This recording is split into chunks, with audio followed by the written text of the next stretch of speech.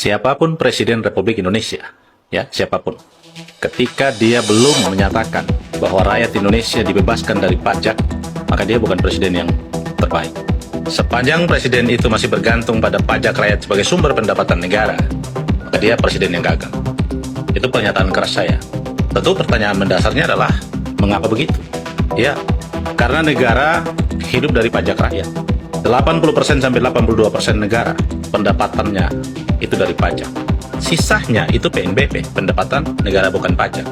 Hanya 18% sekian. Anda bisa bayangkan. Dari gaji TNI, Polri, gaji aparatur sipil negara sampai semuanya, termasuk gaji presiden, menteri, dan tunjangan segala macam itu, semua hidup dari pajak rakyat. Dan pajak itu adalah pajak penghasilan. Anda bisa bayangkan. Ini anomali kita bernegara. Secara objektif saya harus mengatakan bahwa negara ini semula tujuannya dibentuk adalah untuk kesejahteraan, kemakmuran, dan keadilan sosial. Itu prinsip utama negara ini dibentuk. Ada 4 hal yang membuat sebuah negara itu didirikan. Yang pertama ada wilayahnya, yang kedua ada rakyatnya, dan yang ketiga ada pemerintahan yang berdaulat. Nah, adanya pemerintahan itu tugasnya adalah sejahterakan, makmurkan, dan menciptakan keadilan, mencerdaskan kehidupan bangsa.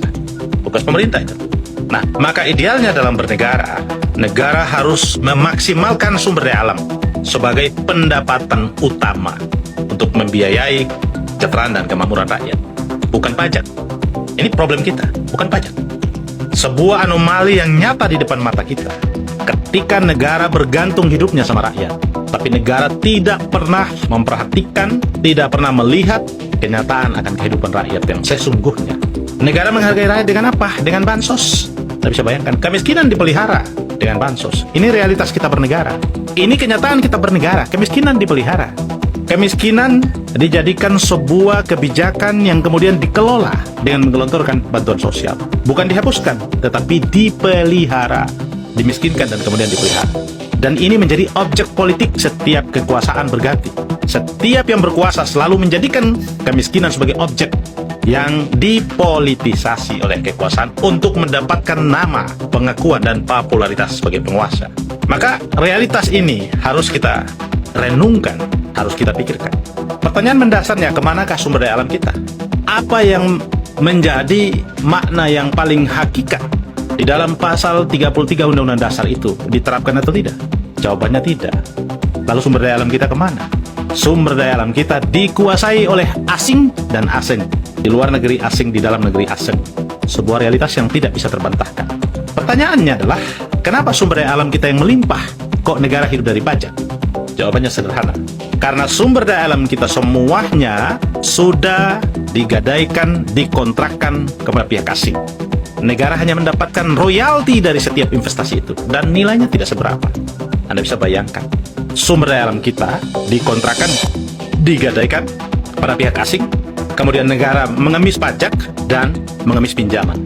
Sebuah logika berpikir yang sesat yang negara lakukan selama ini dan membuat kita menjadi termarginal, membuat kita rakyat menjadi tersiksa dan harus kerja mati-matian memperjuangkan kelangsungan hajat hidup kita. Anda bisa bayangkan. Padahal kalau Indonesia dikelola dengan baik dengan sumber daya alam kita yang berlimpah, mereka kor-kor mengatakan kita kelapa sawit nomor 1, kita nikel nomor 1, kita punya emas, kita punya timah, kita punya batu bara, apalagi kita punya ikan. Semua kita punya yang tidak dimiliki oleh negara-negara kecil seperti Norwegia, yang tapi masyarakatnya tidak bayar listrik, pendidikannya gratis, rakyatnya makmur. Negara-negara kecil di Eropa sana, mereka tidak punya sumber daya yang unggul. Udah, kita tidak usah jauh-jauh. Tetangga kita Singapura punya apa? Tetapi dia menjadi negara terkaya nomor 1 di dunia. Anda bisa bayangkan dengan pendapatan per kapita per tahunnya 1,5 miliar per kapita. Anda bisa bayangkan, kita pendapatan per tahunnya hanya 150 sekian juta. Itu juga sudah dikelompokkan sebagai kelompok menengah. Dan yang miskin, yang miris, Anda tahu pendapatan per tahunnya hanya puluhan juta. Karena 600 ribu per bulan Anda hitung. Kalau dikali 12 berapa puluh juta itu? Jadi ironi kita bernegara. Maka pernyataan pembuka saya tadi, saya katakan, siapapun yang menjadi Presiden Republik Indonesia, sepanjang dia tidak mengatakan bahwa saya akan membebaskan rakyat Indonesia dari pajak, maka dia akan menjadi presiden yang gagal. Dia belum jadi presiden yang sukses. Ini sebuah pekerjaan yang terus-menerus kita perjuangkan. Sebagai rakyat, saya ingin menyatakan bahwa rakyat Indonesia harus menyadari bahwa beban negara ini di pundak rakyat. Tetapi mereka yang menikmati gaji, tunjangan, jabatan, perjalanan dinas, dan macam-macam, Mereka tidak bergeming dengan penderitaan rakyat. Pemilu ke pemilu kita berganti presiden, berganti menteri, berganti anggota DPR, berganti pejabat sana dan sini. Tetapi penderitaan rakyat tidak pernah berganti. Rakyat terus menikmati penderitaan dari waktu ke waktu. Dan ini sebuah kerusakan yang hakikat, yang prinsip di dalam kita bernegara. Tetapi rakyat kita ini belum sepenuhnya menyadari bahwa ini adalah sebuah tantangan dan sekaligus ancaman tentang keberlangsungan negara ini.